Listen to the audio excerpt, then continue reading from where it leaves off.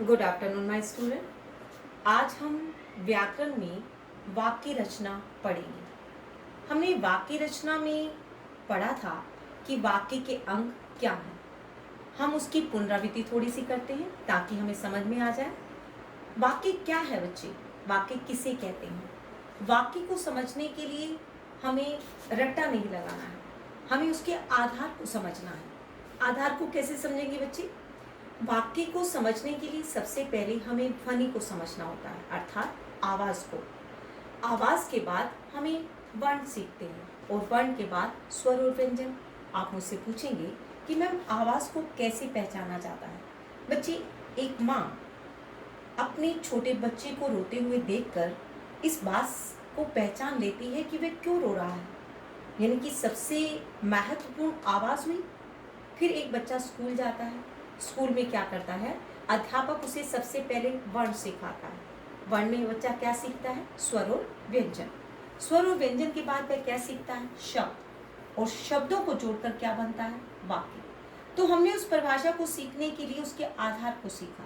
अब हम आसानी से इसे समझ सकेंगे कि शब्दों के सार्थक समूह को वाक्य कहते हैं, अर्थात जो शब्दों को अर्थ सहित जोड़ा जाता है तो वो वाक्य बन जाते हैं। अब हमने आगे पढ़ा था कि वाक्य के अंग क्या हैं। वाक्य अंग क्या होते हैं बच्चे? एक उद्देश्य और एक विधेय। उद्देश्य क्या होता है बच्चे? कर्ता। और विधेय क्या होता है? कर्ता के द्वारा किया गया कार्य। ये हमने पढ़ा था। अब हम समझते हैं कि वाक्य रचना में रचना के आधार पर वाक्य कितने प्रकार के होते हैं। रचना क्या होता है बच्चे? बनावट। बनावट के आधार पर वाक्य कितने प्रकार के होते हैं? रचना के आधार पर वाक्य 3 प्रकार के होते हैं। पहला होता है बच्चे सरल, फिर होता है मिश्र, फिर होता है संयुक्त। अब इनको अलग अलग समझेंगे। सबसे पहले समझेंगे सरल। सरल वाक्य क्या होता है बच्चे? साधारण वाक्य, अर्थात एक वाक्य। अब साधारण वाक्य को समझने के लिए हमें उसकी परिभाषा को समझना है। परिभाषा को रटना नहीं है बच्चे, हमें ये समझना है कि सरल वाक्य की पहचान किस तरह की जा सकती है। सरल वाक्य वो वाक्य होता है जिसके अंदर एक उद्देश्य और एक विधेय होता है। हमने उद्देश्य और विधेय समझा था ना बच्चे? उद्देश्य क्या होता है? कर्ता। और विधेय क्या होता है? कर्ता के द्वारा किया गया कार्य। अर्थात इसके अंदर एक वाक्य होगा जिसके अंदर एक कर्ता होगा और कर्ता के द्वारा किया गया कार्य होगा, यानी कि एक वाक्य होगा। अब एक मुख्य पहचान क्या होती है कि इसके अंदर एक ही क्रिया होती है और एक मुख्य क्रिया काम करती है, तो उसे सरल वाक्य कहा जाता है। क्रिया क्या होती है बच्चे? क्रिया होती है बच्चे काम का करना या होना पाया जाए उसे क्रिया कहते हैं।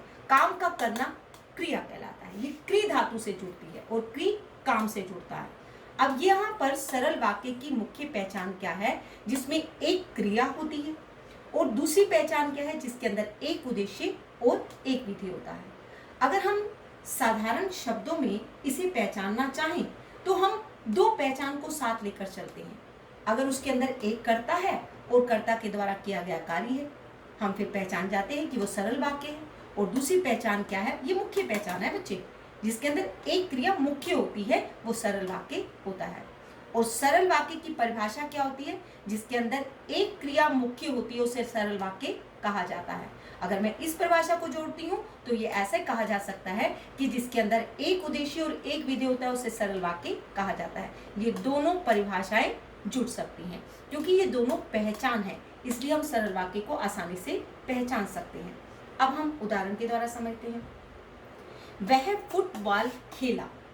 अब खेला क्या है बच्चे? क्रिया, एक मुख्य क्रिया है।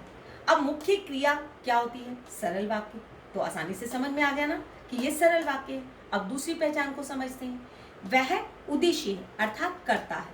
फुटबॉल खेला, विधेय, अर्थात वह जो है कार्य क्या कर रहा है? फुटबॉल खेल रहा है, कि वह के द्वारा कार्य किया जा रहा है, इसलिए ये उद्देश्य है और ये विधेय है। ये दोनों बातें आसानी से समझ में आ गई ना? अब आपने रट्टा नहीं लगाना है, अब आपने ये समझना है कि सरल वाक्य की पहचान कैसे की जाती है। अब दूसरा उदाहरण, मदन विद्यालय जाता है।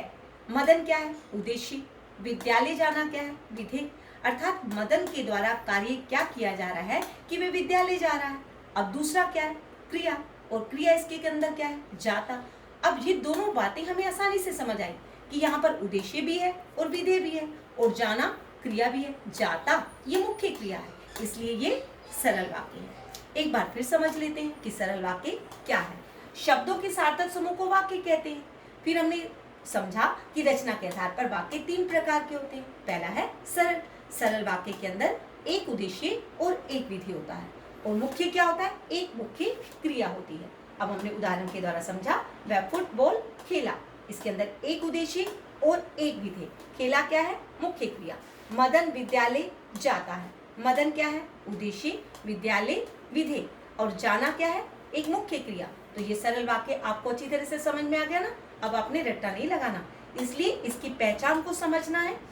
जैसे बच्चे एक जो नियम होता है ना, अगर हम एक सम करते हैं, अगर हम उसके नियम को अच्छी तरह से समझ लेते हैं तो 10 सम कर लेते हैं। इसी तरह हिंदी के अंदर जब हम व्याकरण को समझते हैं तो उनके नियमों को जानना बहुत जरूरी होता है, और नियम को अच्छी तरह से सीखकर हम व्याकरण में कोई चीज भूलते नहीं है। अब आपको सरल वाक्य अच्छी तरह से समझ में आ गया ना? अब हम अगला करेंगे।